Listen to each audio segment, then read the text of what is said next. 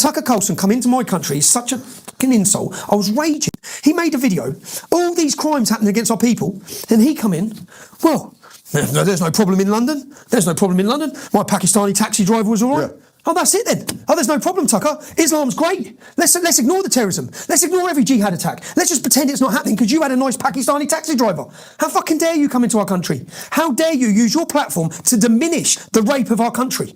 How dare you? When I go around the country meeting the victims, the families, all of them, and just because you have decided to take side with Qatar or side with Iran or side with whoever you side with, you think you can diminish what's happening in our nation when you know nothing about it.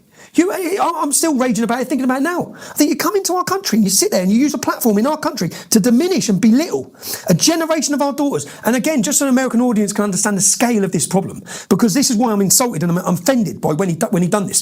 Say in Telford, I spent 18 months in Telford. I've done a 5-part series called The Rape of Britain. You can watch these documentaries at trfilms.co.uk. And I chose Telford because Telford has a 1.7% Muslim population. There's none there. Yeah? So I went there, and the police investigation identified 1,000 victims and 200 perpetrators. Yeah? 5 children are dead. They've been burned alive and murdered in this town alone. So 1,000 victims. Now, when you take the numbers, and you get rid of the under-16s, and you get rid of the women, there's 1,000 Muslim men in that town. Now, look what they've done in one town. Now, when you go to that town, have 1,000 Muslim men. I managed in my investigation, I sat down and I interviewed 12 to 18 survivors, yeah?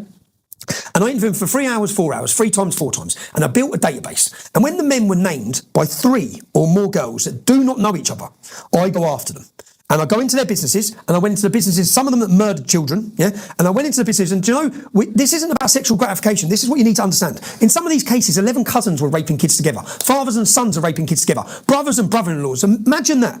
You're with your sister, her husband, and you go in and get a little kid and rape it. Well, we've never seen these crimes in the West. It's unthinkable. Not in their community, it's mainstream, and they're all accepting it. So when you see the scale of these problems, some girls had their tongues nailed to a table. Another girl was 11 years old, she had a hot iron rod with a letter M, and it was scalded onto her bum because she was the property of Mohammed. But don't worry, Tucker had a nice Pakistani taxi driver.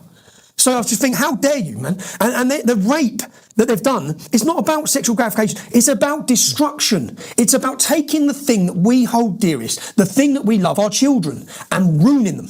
Absolutely destroying them. And whilst they're doing that, everyone's too scared to say anything because the left and their organisations and NGOs have created such an environment where you lose your job, or you're scared, or you get attacked, because if they put a target on you, they murder you like Charlie Kirk. So the media, they get rid of who they want by just calling them racist, Nazi extremists a million times, even if you're not a racist, Nazi extremist. And then they come for you. So I'm sorry I went on a rant there and I got a bit angry and I got a bit vexed, but I've watched my country be raped and pillaged. And then I see, and so this was a bit, I'm frustrated looking at some American commentators and listening to them just thinking, you've got no idea. Hamas, are you for real? Do you know what they do to you? I look at some of these gay people standing there, I think, you'll be off the rooftop, mate.